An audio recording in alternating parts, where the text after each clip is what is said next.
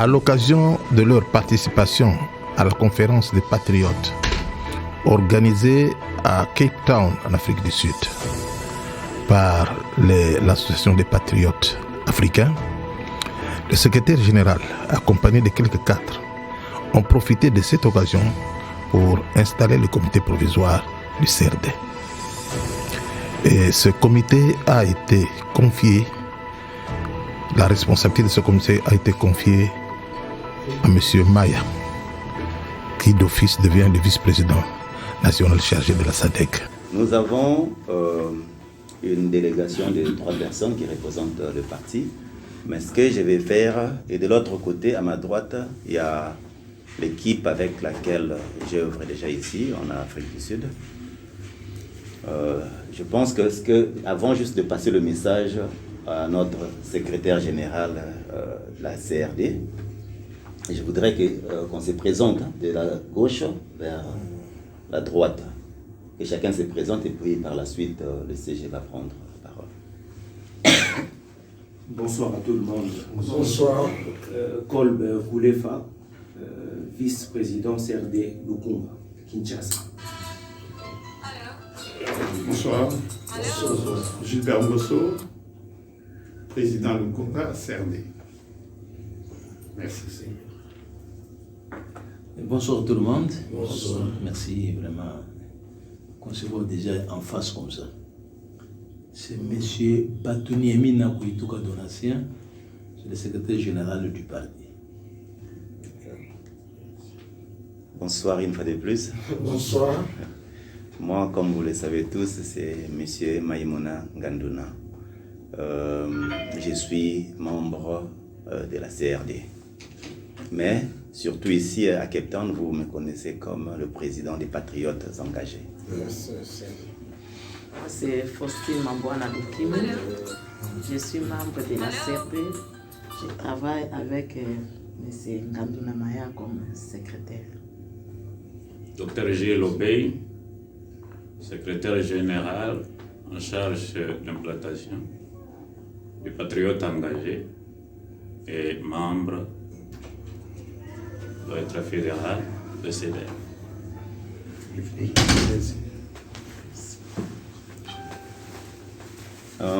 Tout de suite, je voudrais remettre la parole entre les mains de notre CG et pour nous conduire dans l'exercice ici que nous aurons exercé maintenant. Là. À vous la parole. Merci beaucoup, frère. Merci. Bonsoir à tout le monde encore. Bonsoir. Nous n'allons pas vraiment être très longs, c'est la brève, comme le temps nous indique.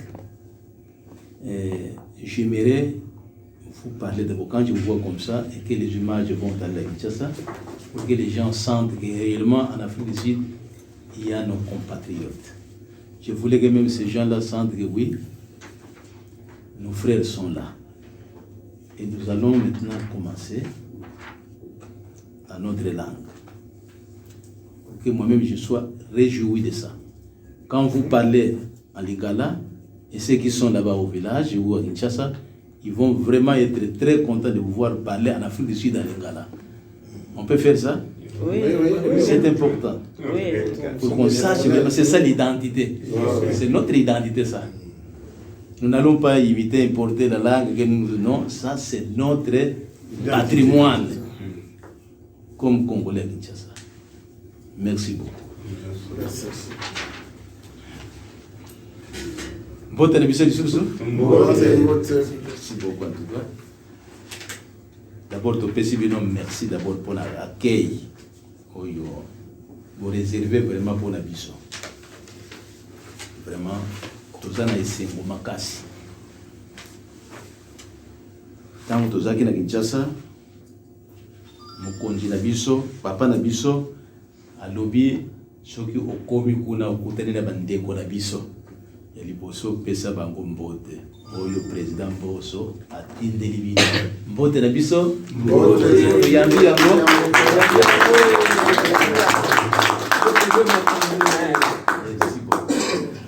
Toza na masolo ya mingi te. Oyo tokoki kopesa kaka na mukuse. soki toye awa ezali mpona kosensibiliser bandeko na biso oyo bazali na Afrique du Sud, en particulier oyo bazali na Cape Town. Ebandi awa ndenge délégation wana eye toye poto sensibiliser bino totalise bino CRD ezali nini. CRD ezali mouvement politique ndenge ba mouvement nyonso ebota ndenge esalamaka ezali pona Congo teme pona mokili mobimba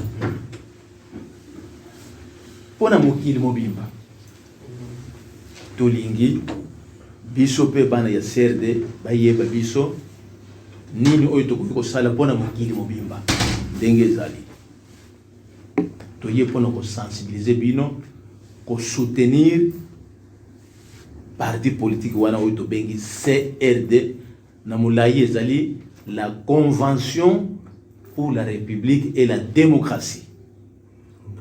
Tokopesa bino ba dépliant bokotanga objectif oyo tozana yango pona parti na biso.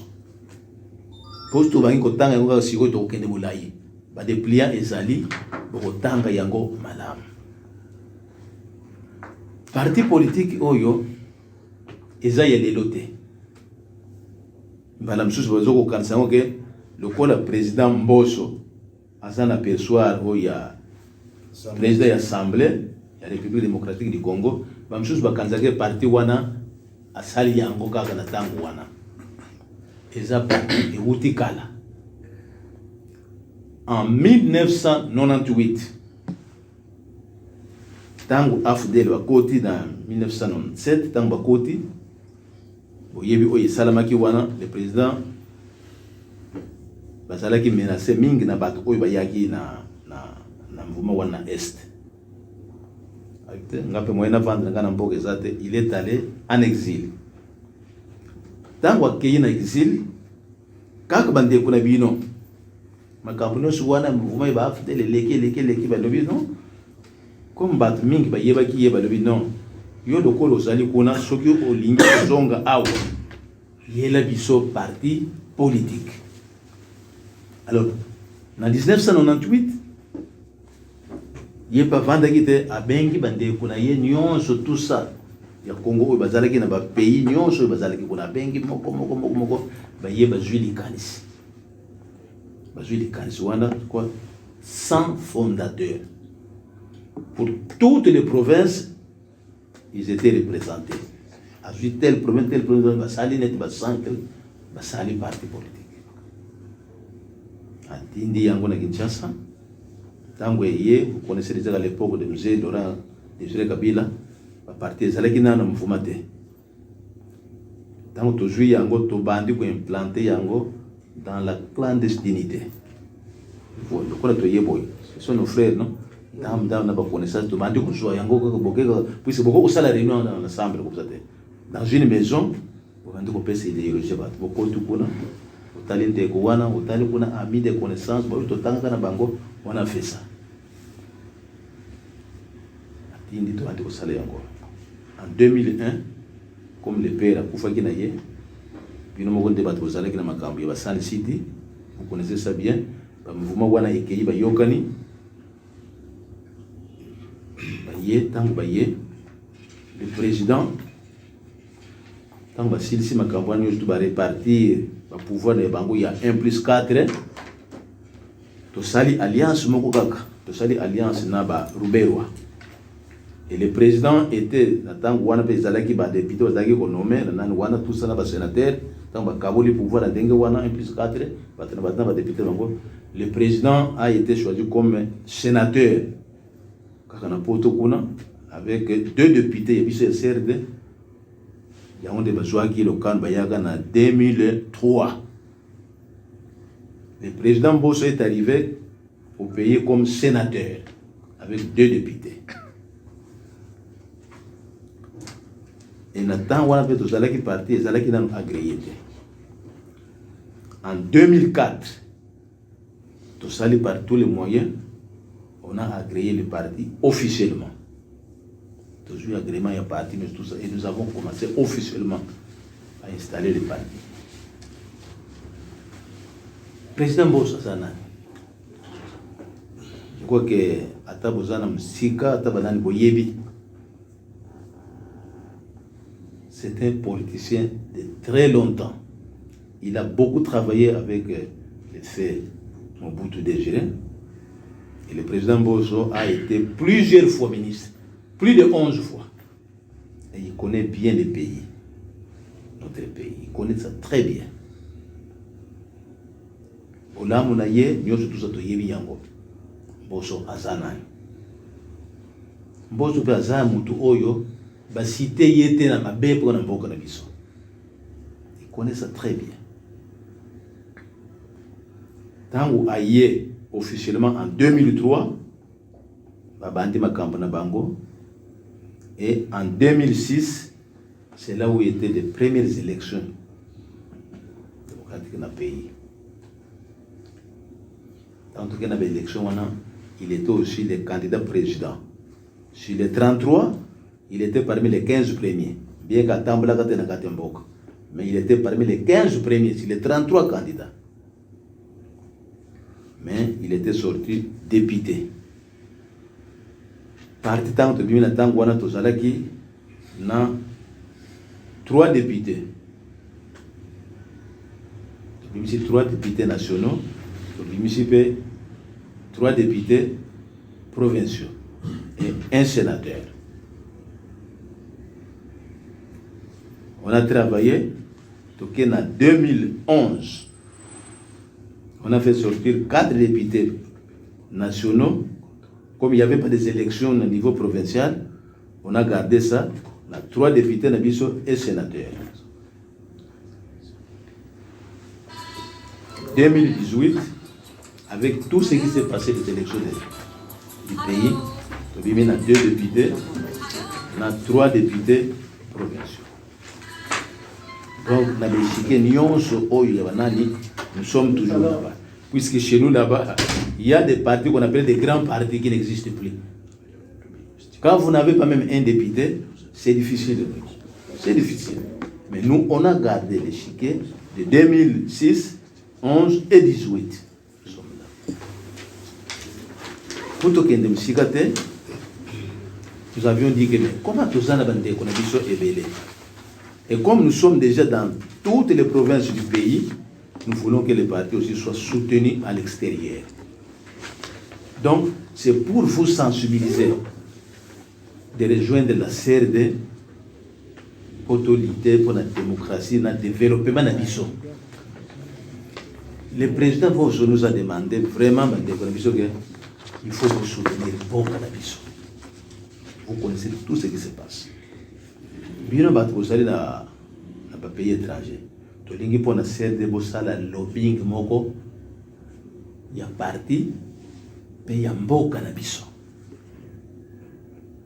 Biso tozali kuna moyen to yaka boyezate. Bino te bat bovandi boyebi bat nyonso tout ça. Mais pourquoi pas? Posa batu, posa bandeko na biso. Pourquoi pas diriger aussi ce pays, bozala ba député. Toujours que les locaux, pourquoi pas? Bah, bande qu'on a biso, oui, bah, ça allait dans ma pays, m'sous. Bah, il y a, bah, voter, bah, quoi. Toujours qu'il y a une élection. Est-ce que vous ne pouvez pas être des candidats, même malgré que vous êtes ici? Bah, bon, qu'on a bien, mais non, c'est notre pays. Donc, le président a demandé de faire le lobbying du parti pour la démocratie et le développement de notre pays. Là où vous êtes, l'œil du pays, parlez de votre pays et de notre parti pour sauver vraiment le pays. Alors nous nous sommes dit, mais pourquoi? Nous sommes arrivés, nous étions peut-être dans une réunion avec la CENI qui a demandé que comme le pays n'ont sauté au Congolais, c'est pour la première expérience. nous allons prendre une catégorie, échantillon, même 5 pays. Mais pourquoi pas commencer avec l'Afrique du Sud où il y a aussi pourquoi pas? Nous avions dit que comme nous travaillons, comme nous traitons avec la CENI, nous allons proposer ça. Que non, l'Afrique du Sud est tellement organisée. Organisée. Premier exemple, nous commençons avec eux. Tout ça, tout ça, on voit les... Ok, tel nombre. On commence. Pour te dire que vous avez belé. Toujours qu'il y a des bonnes appels. Tout ça, visible. Toujours qu'il y a des officiellement. Tout est parti dans ma boko na bino bana na biso. Tout est yango pa na bino. Tout est yango. Tengi ba place tout ne ba tout de basalaka. Makambo ebele na ndambo oyo bando sa na bino comme ça. Tu bando yebisa bino nyonso oyo ba posa na biso ezali. Bino be bando yebisa biso ba posa na bino ndenge ezali. Même que nous sommes dans notre pays, nous allons vous soutenir. Représentez notre pays là-bas. Bayeba ke dala bazali wana. Bobomba makate po bayeba. Nzamba pesa biso mokili. Biso nyonso tout ça. Nete awa. Awa historiquement vous allez connaître beaucoup de choses. Oh, nous bazaba koko na biso. Mboko bazaba koko na biso.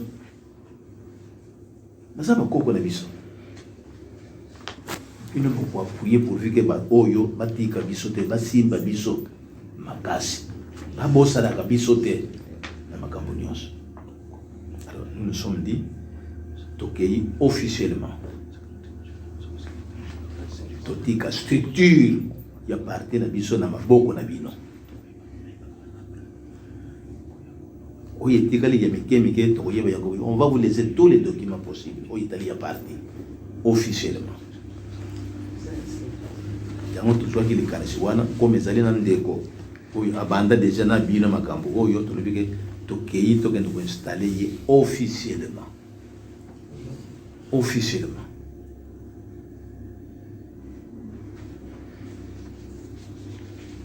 Biloko ya mike tokosolola tokende vraiment mulaite toyeka ko présenter bino parti la CRD.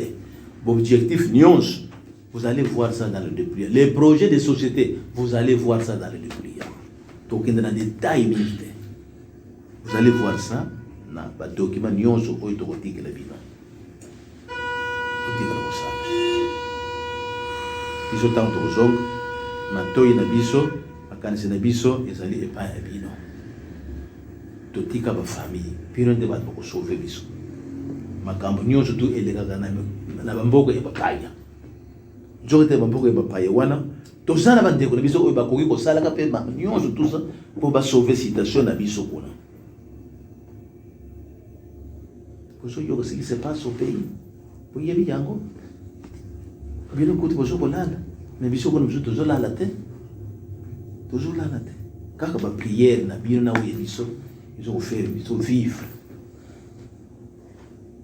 Ne nous abandonnez pas, s'il vous plaît. Alors, comme au lieu de ça, comme ça, nous vous avions amené un parti politique bien restructuré, bien connu pour Bosimba Yango. Bosimba Yango. Ils ont été connus, le président de l'Assemblée, Mboso Konepwanga Christophe. Nazala na photo na yango ina lata mikolo nyonso nazana maboko ya papa nazo tamble na yekuna na kuwanga na yendenge nini asu ya tamble na yebisika nyonso na photo na banga ka yango te butu moyi soki pe o kanginga o bominga likambo te na kuvuka ka pona CRD pona Mboso. Donc je crois que pour tout kende mulaite tozana ba document nyonso. Et dans l'entretemps, je vais vous présenter na mutu oyo ngai nazo kotikela bino. Bo simba ye, bo soutenir ye. yemoko akosala eloko moko te. Mais avec bino nyonso tout ça, akosala eloko ya malamu. Biso toyebi ke awa ndenge tozali awa na tawu awa ko bouger mboka oyo CRD e ko bouger yango. Eza na miloko pe bango pe bayeba te. Mais à travers bino ba koyeba importance o ya bino. Importance ya Congo, République démocratique du Congo. Nous sommes pas comme on a biso nete moko ya pamba nzoka nde. Toza bato moko ya tellement très puissant. Mais monde ba banga biso. Balingo tika biso kimete. Donc Papa Maya, mettez-vous d'abord. OK. Allez, nous pouvons applaudir.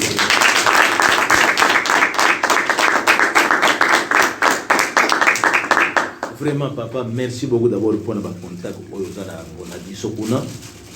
Yo muto pesa ki biso pour ça.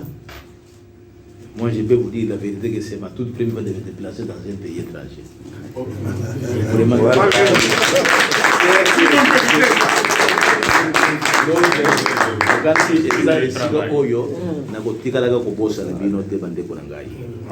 Merci.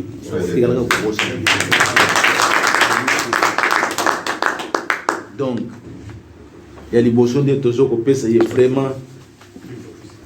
Donc, vraiment Tozoko là, ça y est. Pouvoir, il y a parti. Symbole, il y a pouvoir, il y a parti. La Convention pour la République de la démocratie. CRD en cycle. Tozoko là, ça y est. N'entends pas.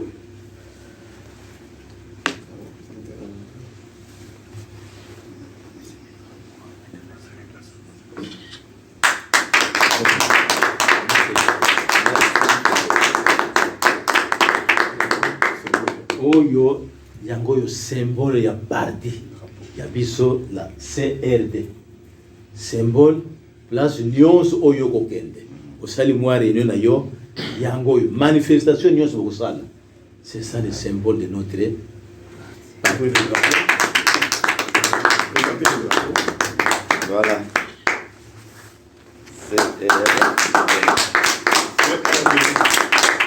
Compassion pour la République et la démocratie. Le C, c'est voilà. La République, symbole de liberté. Non, démocratie, symbole de liberté. République, symbole d'égalité. Alors, Namibé, qu'on a mis sur un beau canabiso, vous avez la activité sans document. Nous sommes connus officiellement. Vous avez l'arrêté du parti.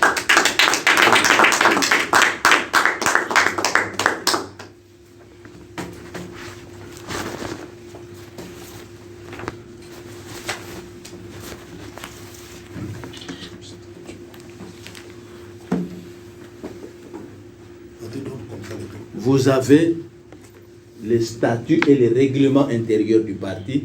Ndenge ya ko gérer yango nyonso ezali na kati. Bibeko na biso nyonso, buku na biso oyo ya bibeko nyonso pona kotambusa parti yango oyo.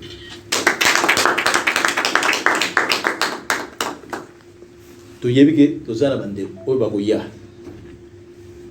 Bandeko wana pona ko identifier bango, adhésion na bango tout ça. Vous avez des formulaires d'adhésion.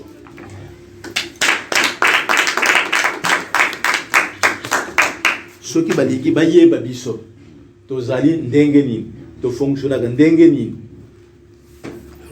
Projet de société. Ndenge nini to ko gérer mboka tout ça. Yango yo dépliant. Et ça la bande baye ba parti ndenge ça. Vous avez tous les drapeaux qui sont là-bas. Il y en a. Alors, ça c'était pour vous-même. Voilà, maintenant on se donne.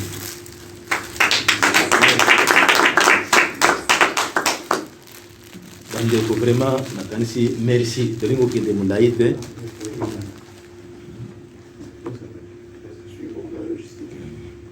Donc, biloko msusu oyo ya parti ekoya na sima logistique tout ça donc les yemo kazo kende kuna bakokutana na mokonzi autorité morale ya parti akosolola na ye akoyebisa ye mpe baposa nyonso oyo bino boza na yango à travers mpe ye bino mpe bokoyebisa ye akende na makambo na bino kuna epai autorité morale nini oyo esengeli ye asala mpo na bino.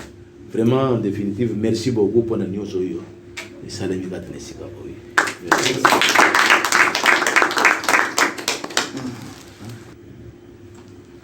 Bon, le président fédéral il y a un peu Bonsoir mes frères. Bonsoir. Président Beto Lingala na Koluba Lingala. À vrai dire, bakotaka parti politique pour babika. Ndenge bakotaka pe église. L'église obika na kondima. Na parti obika na activité na dynamisme na yo. Ce qui insinue quoi? Rigoloba. Au Pessingaï, na Pessi, c'est un rapport de force. Autant que pour vous qui êtes ici, autant que pour nos frères qui sont au pays, vous êtes des ambassadeurs. Ne vous considérez pas comme des immigrés. La force des choses, on fait que vous allez à mais il ne faut pas oublier d'où vous venez. Le pays souffre et vous devez y participer. De près ou de loin. Parce que vous avez un négociation.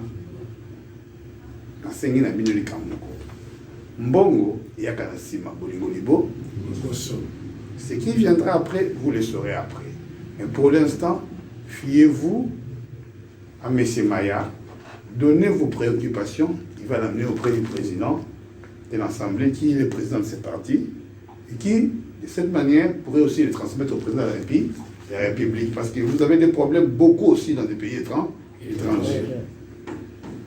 Nous ne vous dirons pas les bas et les hauts, mais je vous dis, si vous le voulez, nous ne sommes pas d'ancien temps, le monde est éveillé maintenant. Il y a plusieurs pôles. Décidez-vous où vous êtes. Merci. Merci.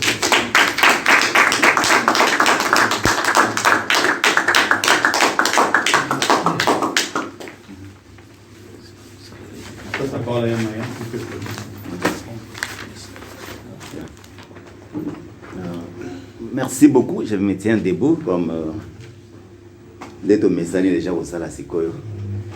Premièrement, on a remercié le parti. Leadership, il y a parti, il y a parti, on a pesi ngai confiance, on a sala musalo ezali munene. Eza musala mukete, ezo senga te ovandi na ndako, ozo zelake, ba instruction nso yaka de quelque part. Donc senga mutu mo sala confiance quelque part. Il y a une capacité, il y a musala yango. Donc pour moi, et salinga et sengo, il y a makasi. Na promettre leadership, il y a CRD. Na promettre chef, il y a délégation, il y a conduire bandeko, tout ça na bango lelo. Na promettre le président, il y a CRD. L'autorité morale est là, parce qu'elles sont en fonction, à gérer parti.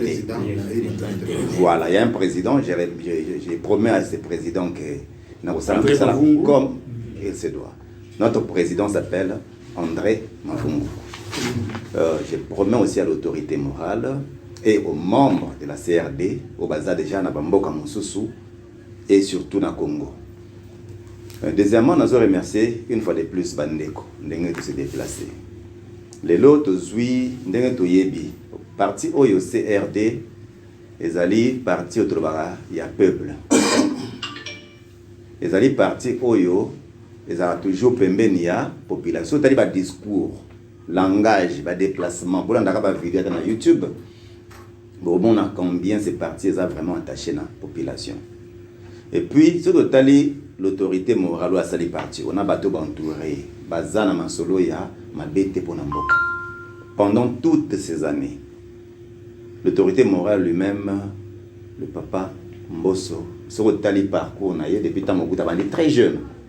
Si les loso va salir confiance renouvelée comme ça, et ça parce que azo sala musane comme il se doit. Donc deux inspirations aussi et pas yaye moko.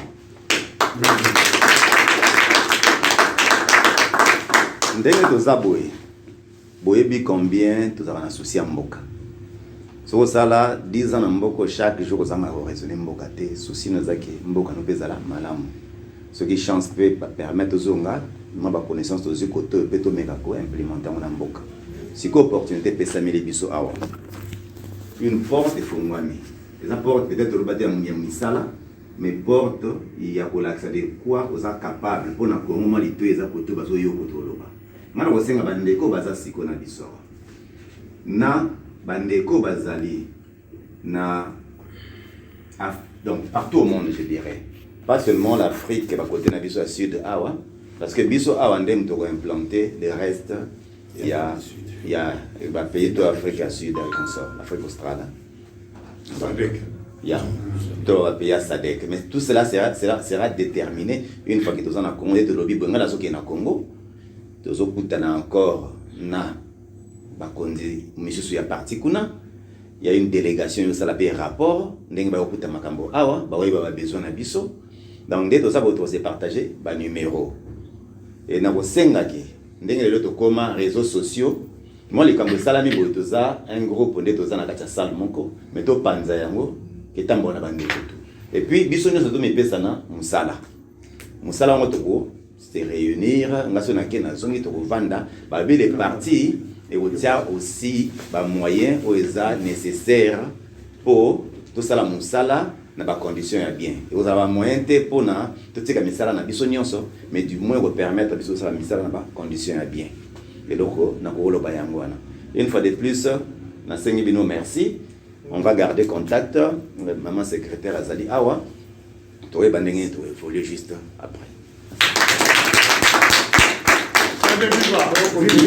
Viva! Viva! Viva! Viva! Viva! Que viva! Viva! Que vive la nation, que vive l'Afrique et que vive le monde, les gens de bon cœur. Merci, on vous remercie.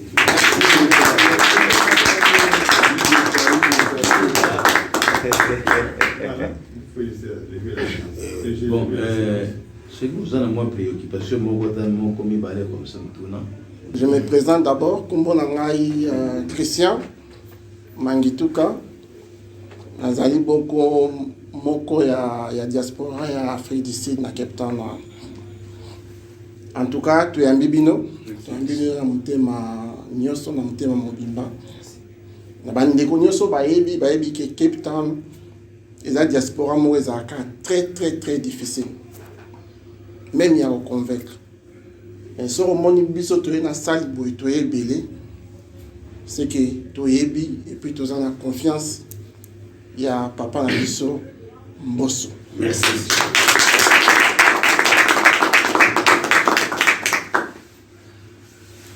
To landi ndenge bolobi, naza sir moi tout na ba question mingi ezalité, mais to sepeli la présence de bino ndenge boye. Et puis tu ressens l'effort pour que toi implanter encore partie presque dans l'Afrique du Sud mobile. Merci. Merci.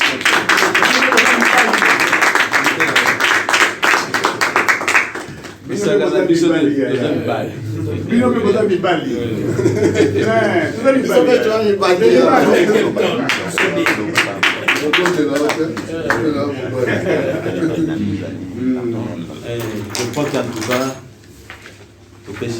merci. Bonsoir. Bonsoir. Comme na lobaki, nakanisi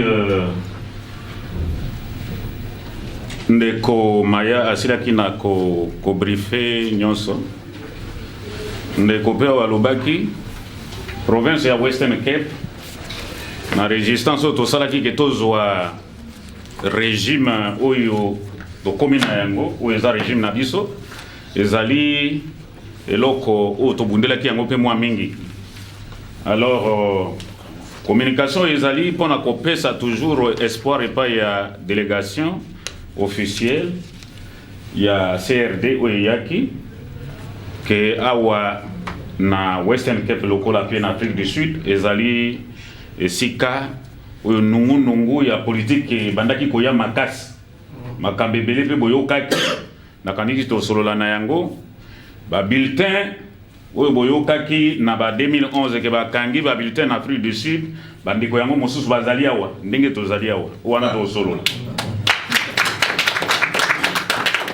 Patriote engagé. masolo oyo boyeli awa eza masolo ya vie na biso ya postérité na biso. Soko otali président national oya biso et puis autorité morale papa Christophe Mboso soki totali musala na ye na mboka depuis tango ya kala et puis azali na maboko milaite bisika binso oyo tomona et puis sikoyo azali ko garder confiance ya peuple selon ndenga azali ko conduire chambre wana ya parlement to sepeli mingi et puis tozali ko yebisa bino ete musala ekosalama na ndenge ya malamu et puis en collaboration avec ndenge bozali kuna tokosolola malamu penza boye bolamu et puis na tango bokotika biso bokende malamu toujours en contact. Nous sommes na technologie eza avancée ya communication nyonso tokosolola malamu. Merci.